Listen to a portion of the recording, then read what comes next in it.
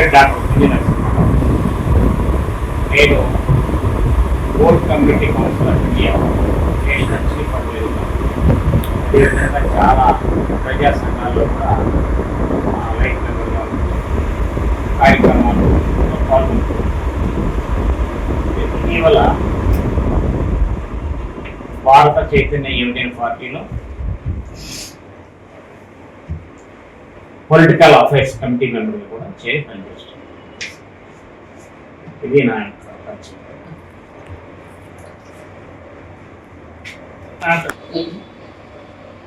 Sir, ఇప్పుడు మన 2 తెలుగు రాష్ట్రాల్లో చాలామంది నాయకులు ఇంతకు ముందు కంటే ఇప్పుడు ఎక్కువగా ఉద్యమాలు చేస్తూ ఉంటున్నారు. వీళ్ళు చేసే ఉద్యమాల వల్ల మనకి రాబోయే కాలంలో మన 2 తెలుగు రాష్ట్రాలకి ఏమైనా ప్రయోజనం ఉంటుందంటారా? మనం కోరుకునే రాజ్యం రావచ్చు అంటారా? రాగలదు అంటారా? డెఫినెట్గా అండి. ఆ వరకు నేనైతే గత 30 సంవత్సరాల నుంచి మన రెండు తెలుగు రాష్ట్రాల్లో, అంటే ఒకప్పుడు 12 సంవత్సరాల క్రితం దాకా మన ఆంధ్రప్రదేశ్ రాష్ట్రం, ఉమ్మడి ఆంధ్రప్రదేశ్ రాష్ట్రమే మన రాష్ట్రంలో. ఇప్పుడు ఈ 12 సంవత్సరాల నుంచి 2 రాష్ట్రాలుగా విడిపోయింది. అప్పుడు లేనటువంటి బ్యాక్వర్డ్ క్లాసెస్ నాయకులు కానివ్వండి, తర్వాత బహుజన నాయకులు కానివ్వండి, చాలామంది అంటే విద్యార్థికులు, ఐఏఎస్ ఆఫీసర్స్, ఐపీఎస్ ఆఫీసర్స్, యువకులైన నాయకులు, ప్రత్యేకంగా విద్యార్థికులుగా ఉన్నవాళ్ళు ఈ బీసీ బహుజన వర్గాల నుంచి చాలామంది రాజ్యాధికారం, అంటే మొట్టమొదటిగా మన రాజ్య వ్యవస్థలో రాష్ట్రంలో రాజ్యాధికారం ఇక్కడ ఒక 3-4 ఆధిపత్య పెత్తందారీ వర్గాలు వాళ్ళ చేతుల్లోనే మారుతూ ఉంది. వీళ్ళు కాకపోతే వారు, వారు కాకపోతే వీరు అన్నట్టుగా. కానీ సమాజంలో 85% ఉన్న బ్యాక్వర్డ్ క్లాసెస్ ప్రజలు, షెడ్యూల్డ్ క్యాస్ట్, షెడ్యూల్డ్ ట్రైబ్ లాంటి వీరందరూ కూడా మైనారిటీలు, ఈ ప్రజలు 80% ఉన్నారు. వీరికి రాజ్యాధికారం ఎప్పుడు దాకా రాలేదు. ఇది రావాలని చాలామంది బీసీ నాయకులు ప్రయత్నం చేస్తూ, ఉన్నత విద్యను అభ్యసించిన వారు, ప్రభుత్వ అధికారులుగా పనిచేసి రిటైర్ అయ్యి ఎంతో అనుభవం గడించిన వారు అవన్నీ విషయాలు తెలుసుకొని ఇప్పుడు ఉద్యమం చేస్తూ ప్రజల్ని బాగా చైతన్యం చేస్తూ, ఈ ప్రజా చైతన్యం ద్వారా ఓటు యొక్క ప్రజలు ఈ రాష్ట్రంలో, మన ఆంధ్రప్రదేశ్ కొత్తగా ఏర్పడిన ఆంధ్రప్రదేశ్ రాష్ట్రంలో కానివ్వండి, అటు తెలంగాణ రాష్ట్రంలో కానివ్వండి, ప్రజల చైతన్యమై ఓటు ద్వారా మన ఓటు మన వారికి వేసుకుందాం అనే చైతన్యాన్ని తీసుకుని వచ్చి, ఇప్పుడు దాకా ఎలా జరిగిందంటే ఈ బీసీలోనే నాయకులు భిన్న వర్గాలుగా విడిపోయేసి ఆధిపత్య పెత్తందారీ పార్టీలు అయితే ఏవైతే ఉన్నాయో, కాంగ్రెస్ పార్టీ కానివ్వండి, లేకపోతే బీజేపీ పార్టీ కానివ్వండి, ప్రాంతీయ పార్టీలుగా పుట్టుకొచ్చిన పార్టీలు, తెలుగుదేశం పార్టీ, ఇది ప్రాంతీయ పార్టీ, తెలుగుదేశం పార్టీ, లేకపోతే టీఆర్ఎస్ పార్టీ, ఇలాంటివన్నీ కూడా ప్రాంతీయ పార్టీలు. వీళ్ళందరికీ చేతుల్లో వీళ్ళు ఈ అత్యధిక జనాభా ఉన్న బీసీలు, బహుజన నాయకులు వాళ్ళ పక్కన చేరి ఆ పార్టీలకి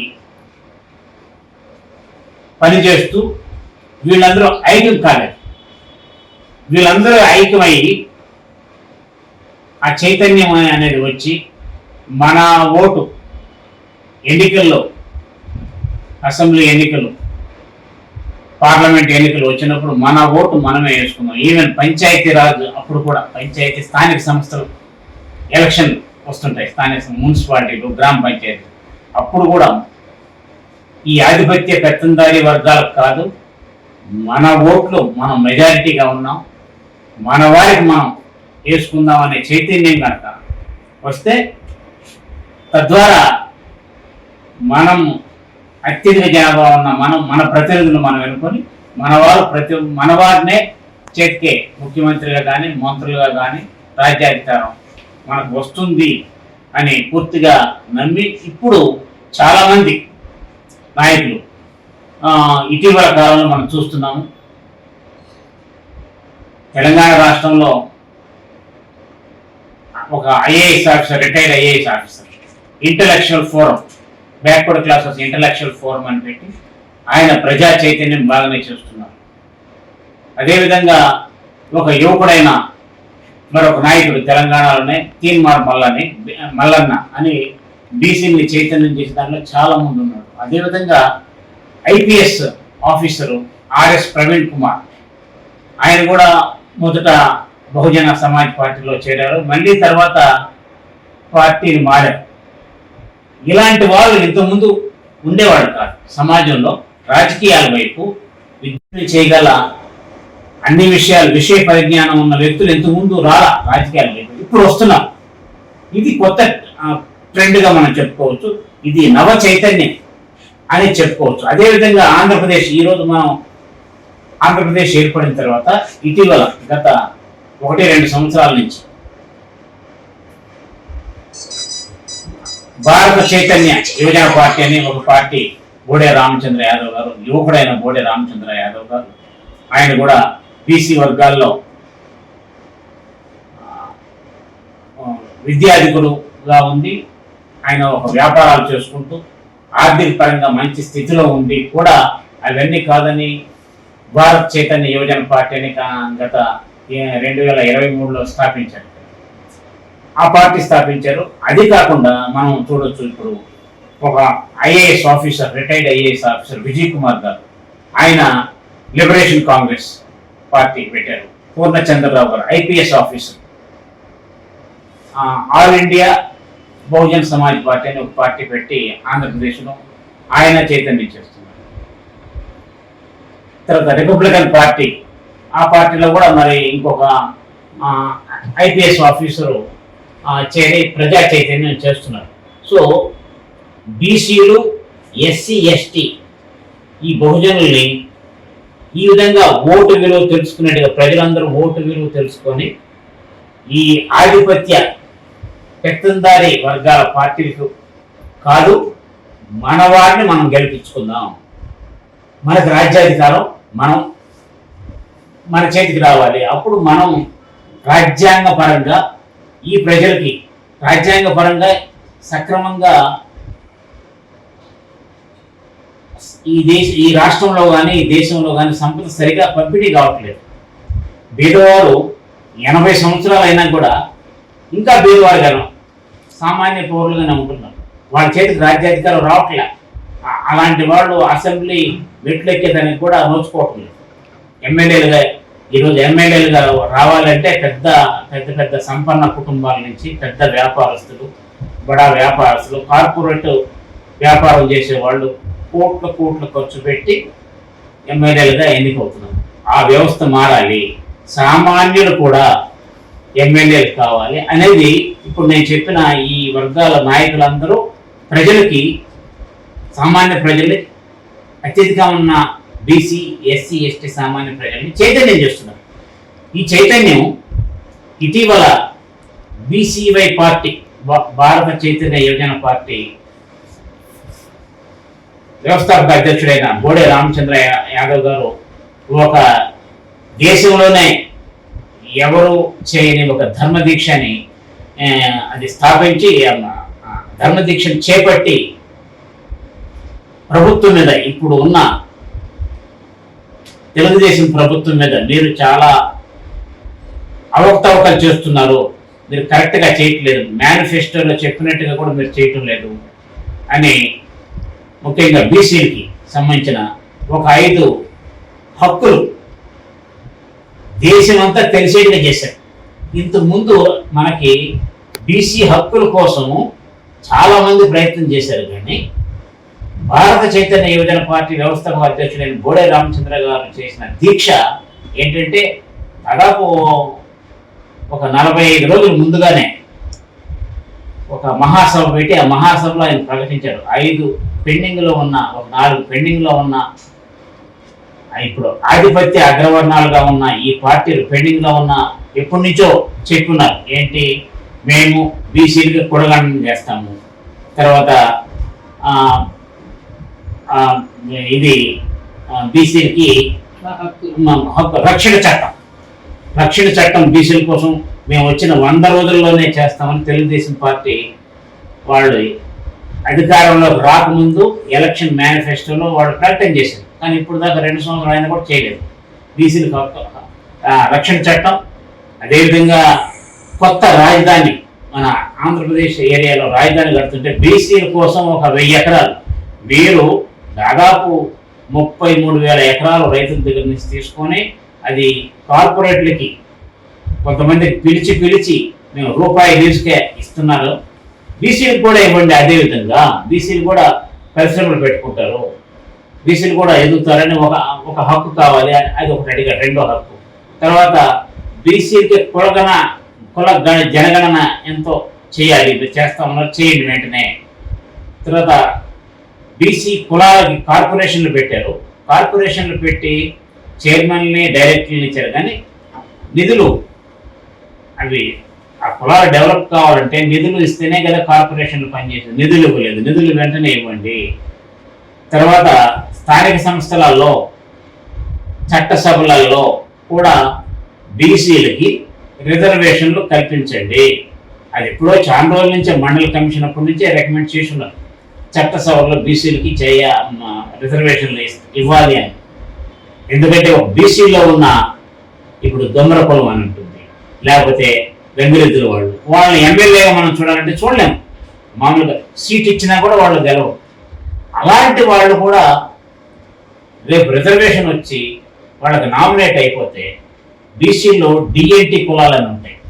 డిఎన్టీ కులాలంటే బీసీ ఏ గ్రూపులో సంచార జాతులు అంటారు, నొమాడిక్ ట్రైబ్స్. వాళ్ళు కూడా రాజ్యాంగం ప్రకారం చట్టసభలకు ఎన్నిక కావాల్సి ఉంది. వాళ్ళు ఎప్పుడు ఎన్నిక అవుతారు? అభివృద్ధి చెందిన బీసీలతో కూడా వాళ్ళు పోటీ పడలేరు. ఇలాంటి పరిస్థితి దేశంలో ఉన్నది, మన రాష్ట్రంలో ఉన్నది. మన రాష్ట్రంలో ఒక నాయకుడు, భారత్ చైతన్య యువజన పార్టీ నాయకుడు బోడే రామచంద్ర యాదవ్ గారు అది ఒక దీక్షలాగా చేపట్టి వాళ్ళ పార్టీ బీసీ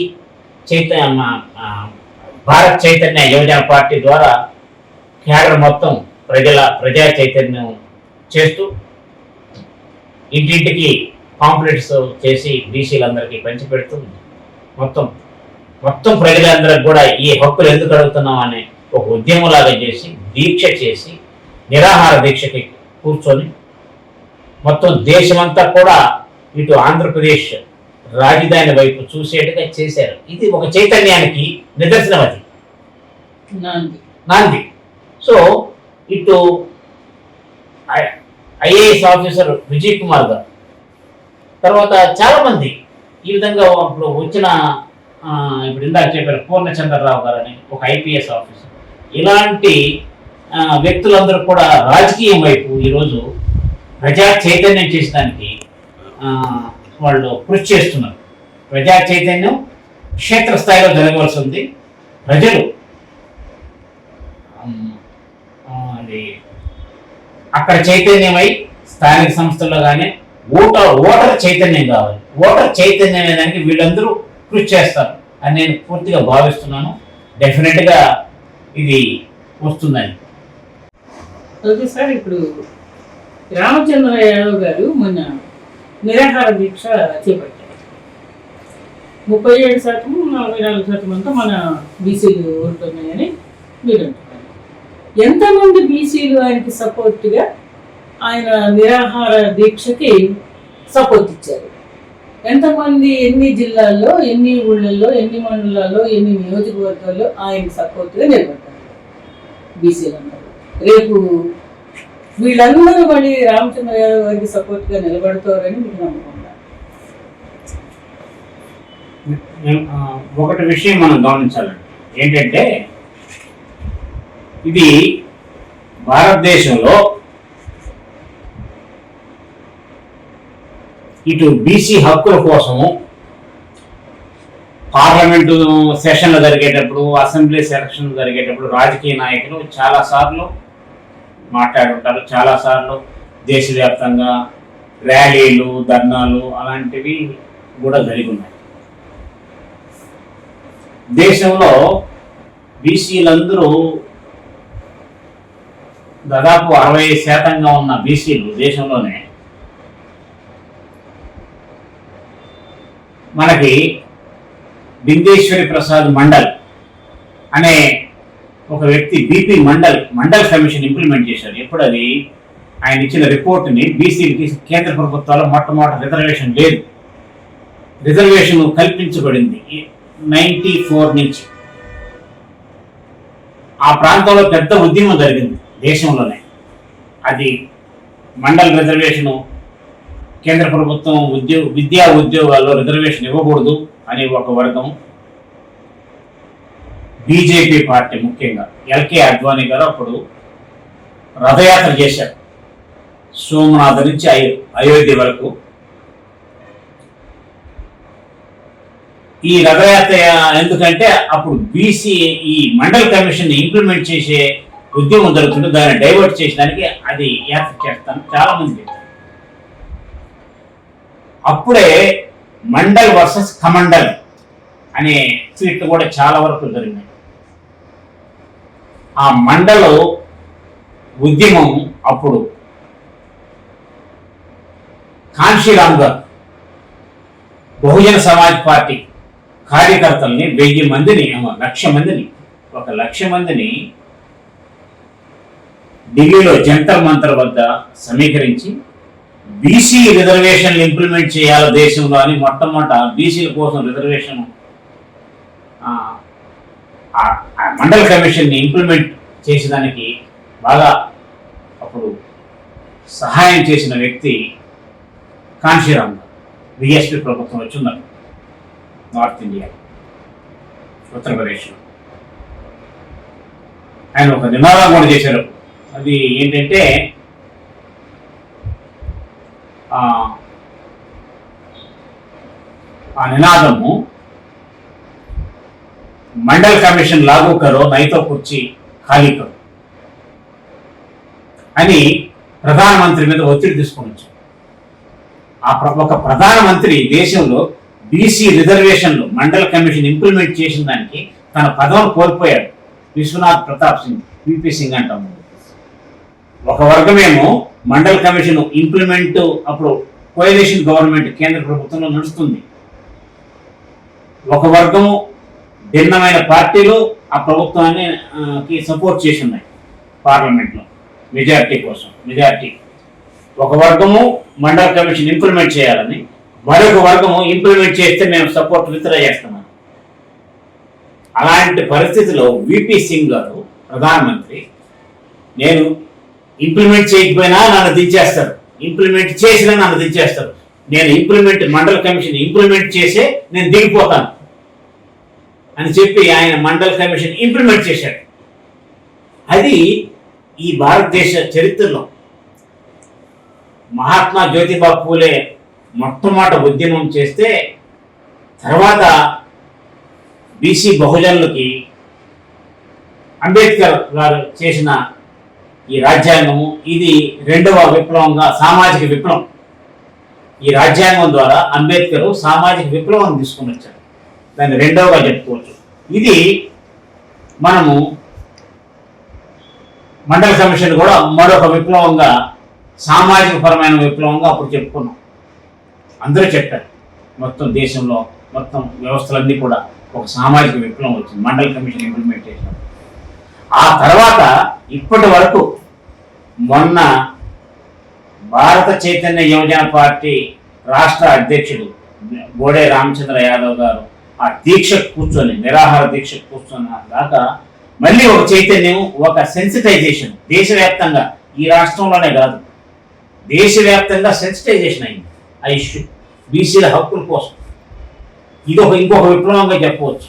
మీరు అడిగిన ప్రశ్న ఏంటంటే ప్రజలు ఇందాక నేను చెప్పాను, ఈ రాష్ట్రంలో ప్రజలు ఈ ఓటర్ చైతన్యం అనేది చాలా తక్కువగా ఉంది. మనం వేసే ఓట్ల ద్వారానే వీళ్ళు అధికారాలు మార్పు అవుతాయని అంత చైతన్యం ప్రజల్లో లేదు. నంబర్ 1. నెంబర్ 2, చైతన్యం ఉన్న బీసీల్లో నాయకత్వం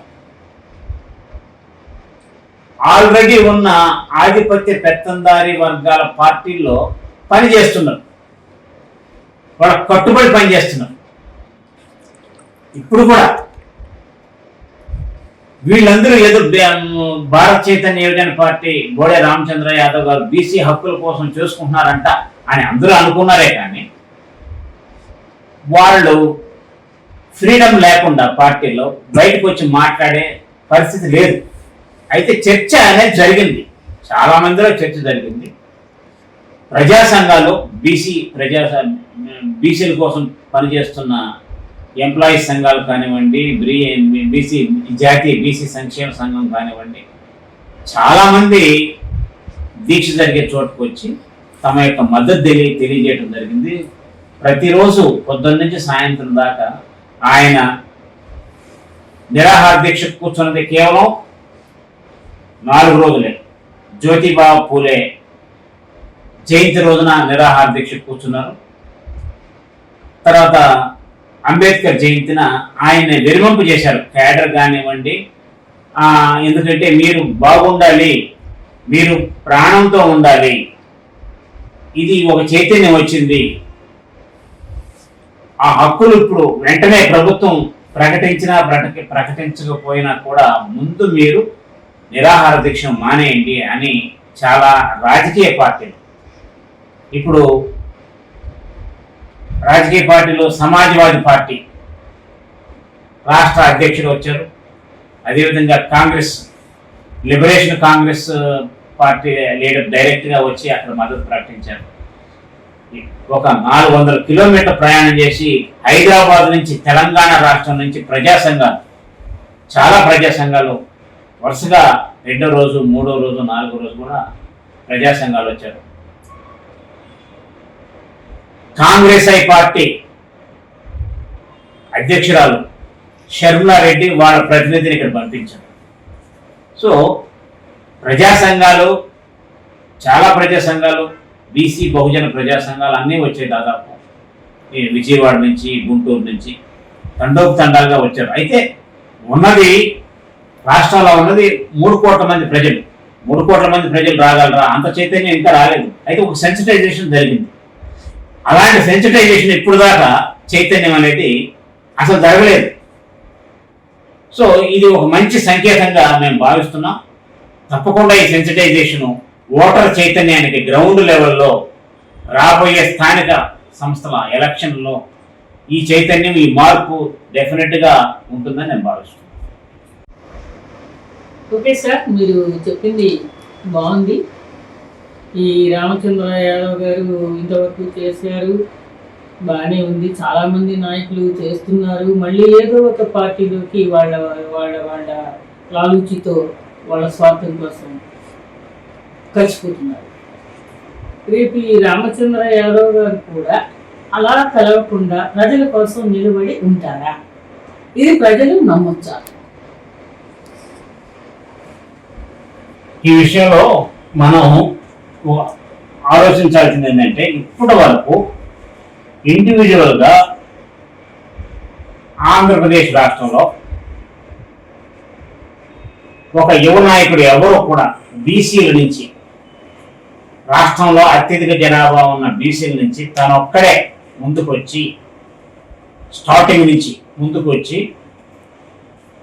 అంటే ఒక గ్రూప్ ఆఫ్ నాయకులు పార్టీలు పెట్టిండొచ్చు, కానీ ఇటీవల కాలంలో మనకి ఆంధ్రప్రదేశ్, ఉమ్మడి ఆంధ్రప్రదేశ్, అటు తెలంగాణ, ఇటు మళ్ళీ ఆంధ్రప్రదేశ్గా విడిపోయి ఇక్కడ కొత్తగా ప్రభుత్వం ఏర్పడి ఈ 12 సంవత్సరాల ఈ పీరియడ్లో ఒక యువకుడైన ఒక నాయకుడు బీసీల నుంచి వచ్చి పార్టీ పెట్టింది లేదు. మొట్టమొదటిసారిగా బీసీల నుంచి తను ఒక్కడే ఇప్పుడు దాదాపు 2.5 సంవత్సరం పైన అయింది పార్టీ పెట్టి. తర్వాత ఇలాంటి చైతన్య పార్టీ నిర్మాణం చేసుకుంటూ ఇలాంటి చైతన్యం మొన్న చూసిన చైతన్యం చాలా అద్భుతంగా అనిపించింది చాలా మందికి. ఈ విధంగా చేస్తే కదా వెంటనే మనకి రాజ్యాధికారం వస్తుంది. ఎందుకంటే అటు ఉత్తరప్రదేశ్ వైపు రాజ్యాధికారం ఆల్రెడీ బీసీలకు వచ్చేసింది, ఇటు దక్షిణాది వైపు తమిళనాడు వచ్చింది. ఈ రెండు తెలుగు రాష్ట్రాల్లో ఇలాంటి ఒక ఆశాజ్యోతిగా ఆయన కనిపించాడు మొత్తం బీసీలకి. అందరూ చాలా జాగ్రత్తగా గమనిస్తున్నారు. ఇది తప్పకుండా ఒక నిర్ణయాత్మక శక్తిగా ఈ బీసీవై పార్టీ ఎదిగి రాజ్యాధికారం చేపడుతుందని నేను ధీమా. ఇది ఎవరికి లాలూచి పడి పోవటం అనేది ఉండదు. కాకపోతే ఎలక్షన్ అప్పుడు అది పార్టీ నిర్ణయం.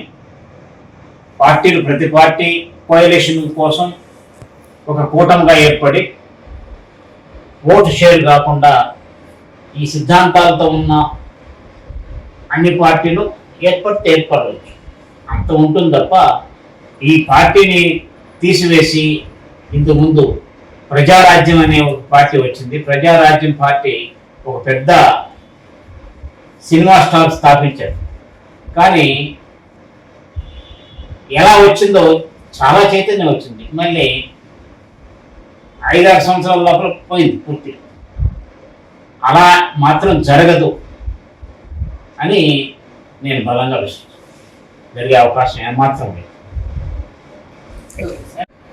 ఓకే సార్, మేము అడిగిన ప్రశ్నలన్నిటికీ చాలా చక్కగా ఎంతో సహనంగా మీరు జవాబులు ఇచ్చారు. చాలా సంతోషం. మళ్ళీ ఇదే ఇంటర్వ్యూ మళ్ళీ ఇంకోసారి మీతో నేను చేయాలనుకుంటున్నాం. ఇంకోసారి